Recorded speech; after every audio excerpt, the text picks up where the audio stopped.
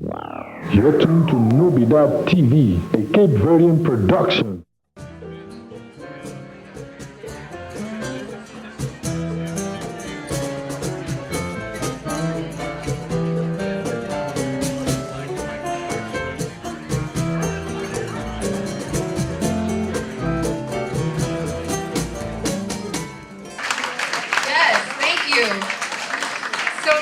We have Dr. Leva and Dr. Royce who are going to say a few words. I'd like to welcome them up now. Oh my gosh, Dr. Smith, I'm sorry. I'm sorry.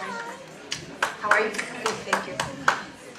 Hi everybody, my name is Celeste Royce and I've had the privilege of working at Bowdoin Street Health Center for the last 7.5 years, and in my time there I've had the distinct pleasure and honor of getting to know many people who came from Cape Verde, who are originally from Cape Verde, whose family comes from Cape Verde, and it's been a tremendously moving and humbling experience to see what people have brought from this tiny archipelago in the middle of the Atlantic Ocean to the Northeast and to the rest of the world. My interest in going back to Cape Verde, I went last year, is twofold. One of my projects is to, as Dr. Lefebvre mentioned earlier, evaluate the effect of introducing a new surgical technique that we brought last year on the incidence of hysterectomy. So in Cape Verde, as in many low-resource countries, women undergo hysterectomy at rates far in excess of what's actually necessary, because hysterectomy is performed for any kind of gynecologic problem. And by introducing a simple, and in this country, office-based procedure called hysteroscopy, we hope to decrease the need for major invasive surgery. And when it's performed in a low-resource country like, or medium-resource country like Cape Verde, that's oftentimes a very invasive and large procedure. So we hope to evaluate the effect of introducing this very simple office-based procedure that we brought last year when we return this year. Perhaps more importantly, and not to diss anything that anybody else is doing here, but one of the most important things a country can do is to grow its own doctors. And I was privileged last year to meet with the rector and president of the university in Cape Verde, where they have introduced and begun a new medical school. I don't know if any of you appreciate how impossible that task is. The amount of resources that are necessary to train a doctor in this country are astronomical, and in a low-resource country such as Cape Verde, it's a daunting task. However, they are committed and they are going to do it. And Dr. Lanny Smith and I, as well as Dr. Nick Tawa, will be working with that university to provide them with both online and in-person faculty development and classes available for students. So the impact of that, I hope, will be multi-generational and will allow Cape Verde to grow its own physicians and to ascend to a better place in terms of providing medical care for its people. So I sincerely hope that you will all help to support that project in addition to all the other wonderful projects that are being talked about this evening. And I really hope that you've enjoyed this evening and that you will continue to support our cause. So thank you very much. She got cool on it. She wanted to do a mic drop. You saw that? You saw that? I didn't pay for this mic. You can't drop this one. All right, just a couple more. Mr. Smith, Dr. Smith, I got that right this time. Come on over. And then we have a lovely interpreter for him. We bring all of our own supplies here. Hold on.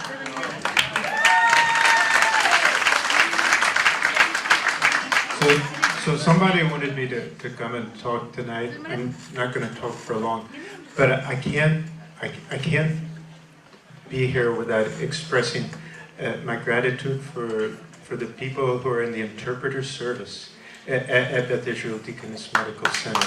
It's a professional group like no other, and it allows me to have an interaction with people from Cape Verde that I would never be able to have otherwise.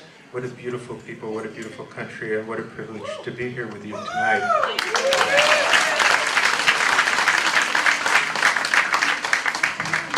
I'm asking one of these interpreters, an artist and interpreter, to read a poem. She didn't know. I pulled her up here. You may recognize the poem. It's by one of my heroes, actually. He's from, his name is Amilcar Cabral.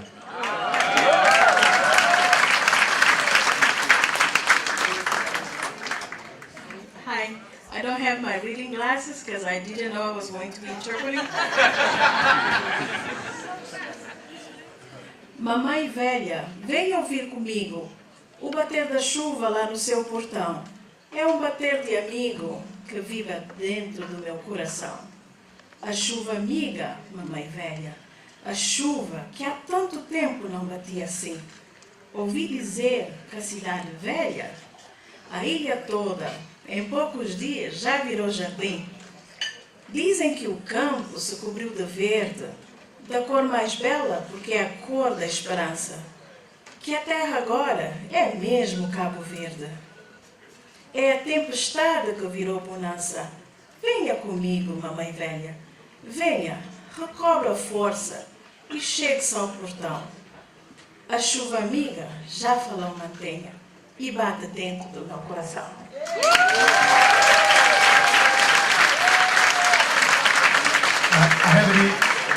I have an English translation. I didn't make it. Ancient mother, come and let's listen to the beat of the rain against the door. It's a friendly beat that pounds in my heart.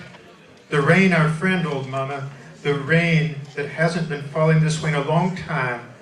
I heard that Cidade Velha, the entire island, becomes a garden in just a few days. I heard that the country is covered in green, the most beautiful color, the color of hope. That now the soil really looks like Cape Verde.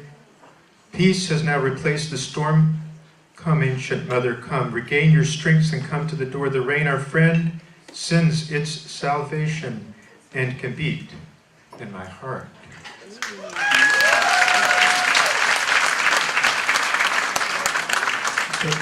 So, 2 years ago, I was able to go and spend a short time in Cape Verde, and I met with the director of the new medical school. You know, many of you know far better than me that on independence in July of 1975, there were 13 doctors in Cape Verde, and only one of them was a woman. Yeah? And so what you heard here, and now the last data I saw, there have been a few more than 400 trained, most of them in the country of Cuba, but about some left, and so there are like 289 in the country now.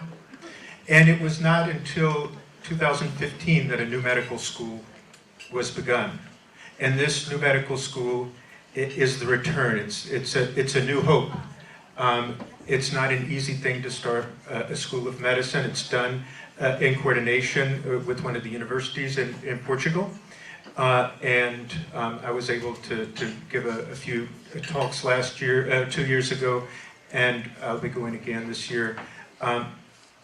There are many, many strengths that Cape Verde has that we need to reinforce, amongst them the poetry in the hearts of every person from Cape Verde. And there are some diseases that we need to fight against. I could mention hepatitis B, for example. I could mention some others, but there are children present.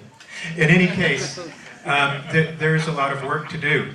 And working together with the people who are teaching in Cape Verde at their rhythm and asking them what we can do to be useful in their imparting this knowledge, that's one of the things that I'd like to do on this trip and what we plan to do going forward. Thank you very much. And please give generously.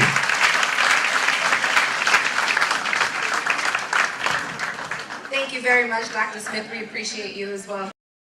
We're going to go right into our keynote speaker because I believe this is a woman who commands attention, and I don't want her speaking during dinner because I'm not always paying attention while I'm jumping. Okay?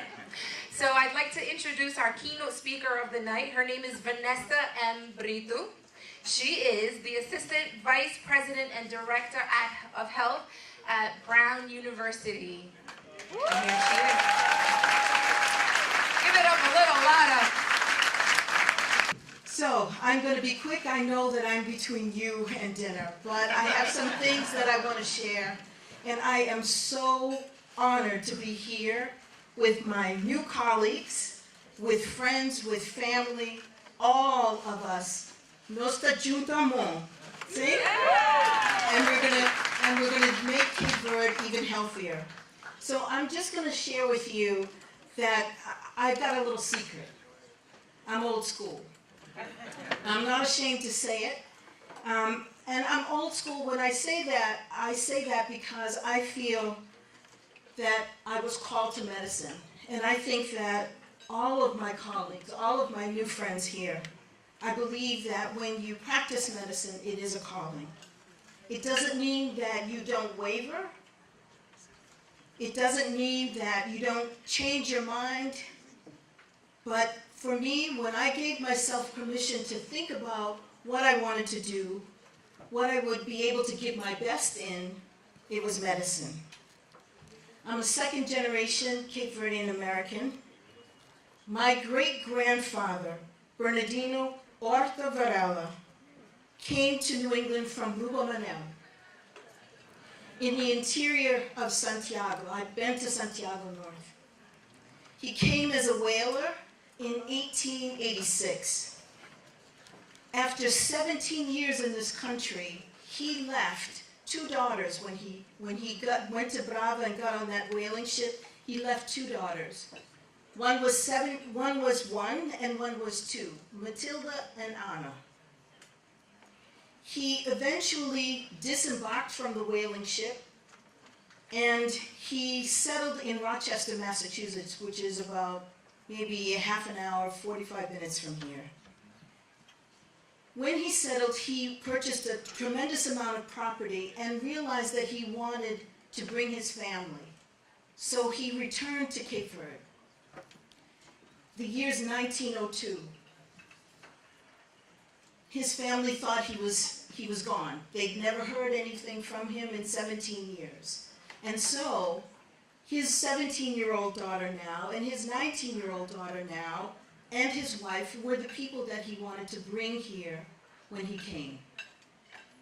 Well, the 19-year-old said, I have a boyfriend. So if you take me, you have to take him too. And she eloped, which forced his hand, and so he brought his new son-in-law, his 2 daughters, and his wife. 6 of them joined 60 other people in Brava, and they got back on a schooner.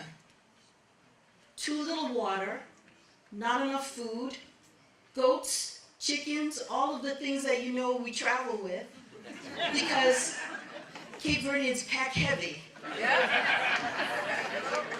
And so they set sail in June of 1902.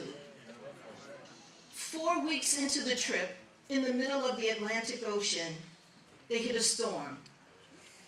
And the main mast broke. The captain of this ship was a 25-year-old single man who had captained the ship from Gloucester. And he was out of his mind with distress for the people who he had charge of. And so a mate was down below and he heard the captain blow his whistle. He came back up on deck and he saw the captain jump overboard. And so he left these people adrift. Because my great-grandfather, Bernardino Horta Varela, had been on a whaling ship, he knew how to navigate a little bit. He knew how to read and write a little bit. he took his family and he tied them to the stump of the ship, of the mast of the ship. And he said, if we die, we're going to die as a family. He tried to steer the ship. They were adrift for days. About 15 days offshore. Now, remember, there's a community in Providence waiting for this ship. They know this schooner is expected to arrive. And so, 15 days offshore, an Italian ocean liner en route to Ellis Island sees this little schooner. The captain of the ocean liner tossed a rope to the ship and dispatched 2 crewmen with water, with provisions for this group of people, and towed them into Ellis Island. I know this is true because my husband, Dr. Galen Henderson, who's here with me tonight, Googled this and found, joined the Ellis Island website, the Ellis Island Foundation. This is the manifest of the ship. So that's how we know the dates. We know the name of the ship. We have the list of the people who are also on the ship. I tell you this story because it is my story, but it's also not unique. It's an example. There are so many people, even in this room, who I know have similar stories, similar paths that brought them and their families to the United States. My father ended his formal education in the 8th grade. As a father, as a husband, a welder, he had enough ingenuity and grit to power a small city. My father's family was from San Nicolau and from Bravo. My mom quit school at the end of her junior year of high school. She worked as a domestic in Boston. She picked strawberries. She sold brushes door to door for the Fuller Brush Company. She was a hairdresser, and ultimately she graduated college. When I went to medical school, she graduated college at 64.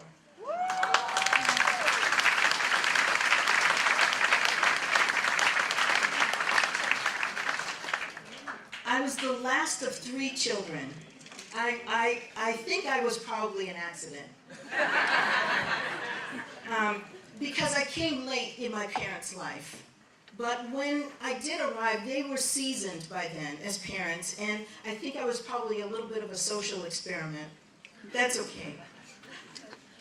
Because my mom had worked as a domestic, and she'd seen how some affluent families lived in Wellesley and in Newton and in places where she cared for some of the children in those families, she saw, and my father saw, and exposed me to things like books, experiences, people, the things they could afford.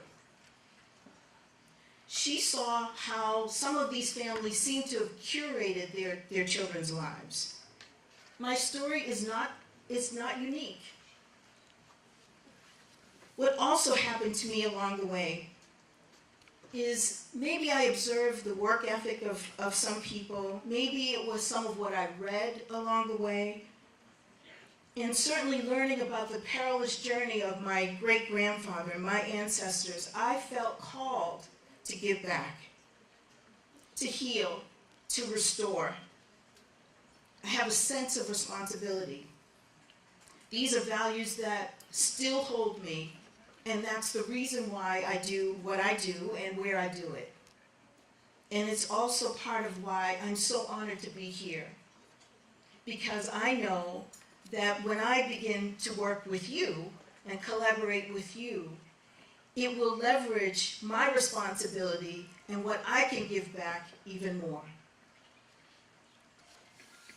At key junctures in my personal and my academic, my professional life, I found myself reaching back to where my great-grandfather came from.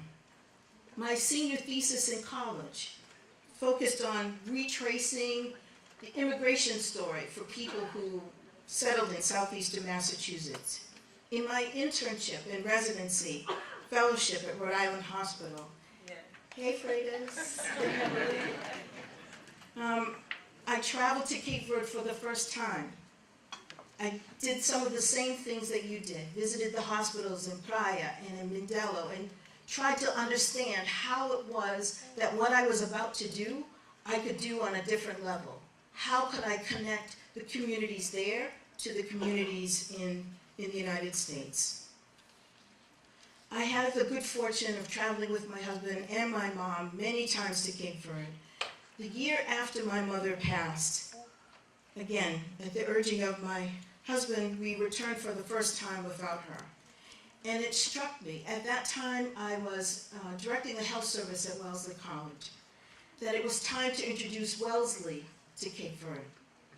And so, along with a colleague, Veronica Martins from the consul's office, Consul General, they were enormously helpful.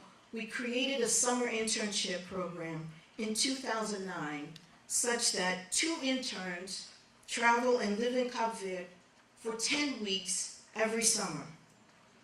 They work in OMCV, the principal women's organization, working on HIV prevention, family planning, microcredit, job training for women.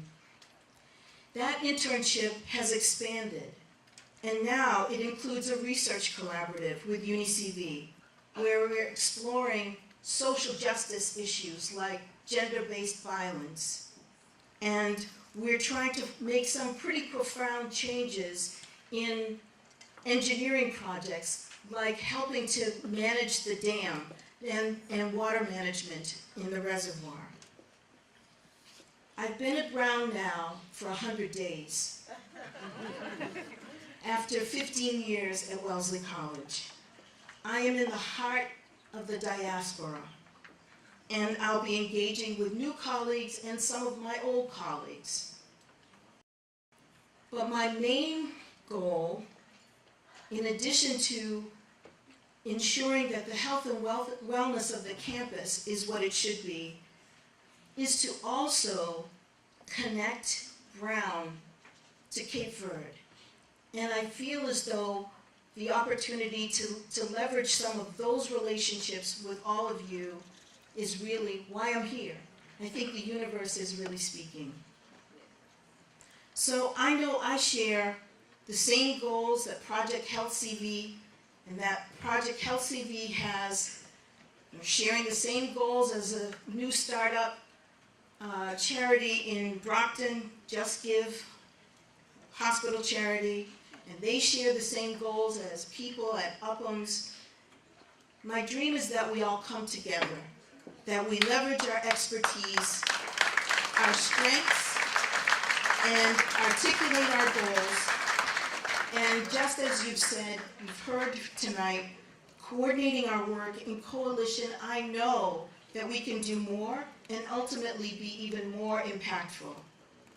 This is an amazing, amazing gathering. It's truly a gift to Cape Verde, and I think the icon of servant leadership, Dr. Martin Luther King, something he once said is resonating with me, and that is that not everybody can be famous, but everybody can be great, because greatness is determined by service. New Pinche.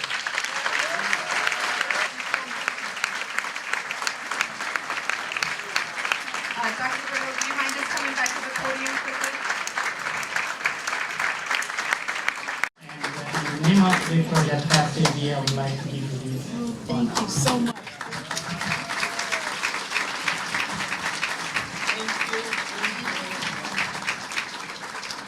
I am so proud to be between the 2 Cape Verdean doctors here. Dr. Brito, Dr. Tavares, what a difference it makes when you go to your own people to speak your own language where they can understand you without fear. If anybody does not know Dr. Tavares, he's been with Project Health from the beginning. He's an infectious disease doctor, and he is ready to give to all people, but focusing on helping us fight diseases in Cape Verde. Sibu Baby, Kabugia. Hello! A minha nome é João Pereira, mas com cheio do paticai. Eu dou um griguinho, compadre. Senta, toma, compadre. Você é faceiro para toma. Cana, compadre. Cana. Globo. Globo. Se o sabe, hoje, no mundo inteiro, e também na Cabo Verde, a maioria de acidentes que estão a ouvir é pessoas que estão moco, também conduzem carro. Consequências de conduzir moco é grande que chora nem nunca te imagina. E principalmente, mais perigo ainda, a hora que você perde vidas humanas. Então, por isso, chega o momento de não falar. Hoje, não se sei, não se toma 2 copinhos, ou um te leva caro, ou um te leva amigo, que te bebe. Nem que parte que mais eu gosto de cair. Que?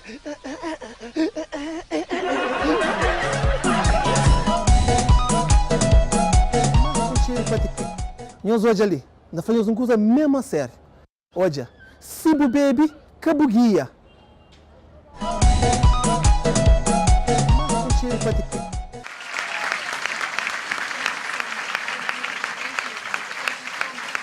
While we're on the award, I want to ask people, everybody become interpreters because it takes a long time when you use interpreters. So right now we have a very special award to give out tonight. We've been going to Cape Verde for going to be 10 years now. We have one special individual in this room who has given her time tirelessly. She's an example of Cape Verdean strength. This woman schedules her vacation around the mission time so she can never miss a mission. She went once and she was hooked. So every year we go to Cape Verde, even if we didn't go on the same plane, she shows up at the hospital. Because her vacation time, she's dedicated to be there every year. Last year we came from Cape Verde. Unfortunately, she was diagnosed with breast cancer. But she fought it like a true Cape Verdean woman.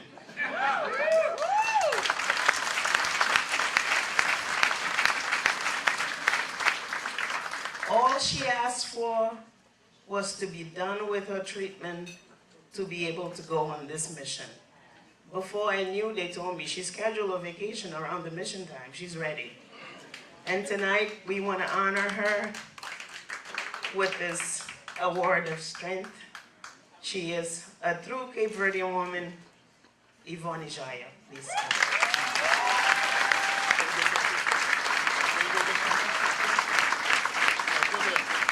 I want to say thank you for all this organization, my family, all my friends to support me.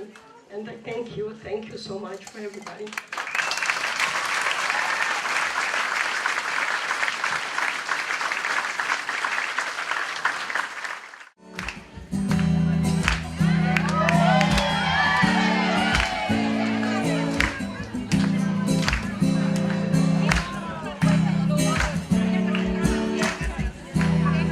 Tendor di Kemadura, tendor di Bangkara, mas minimel, hey yo tu tanto. Tendor di despedida, tendor di abandono, mas minimel, caminho des. Tendor di sofrimento, tendor di maltrato Deus. Mas minimel caminho des. Minha dor é dor, minha dor é dor. Minha dor é ser a minha esperança. Minha dor é dor, minha dor é dor. Minha dor é dor. amor.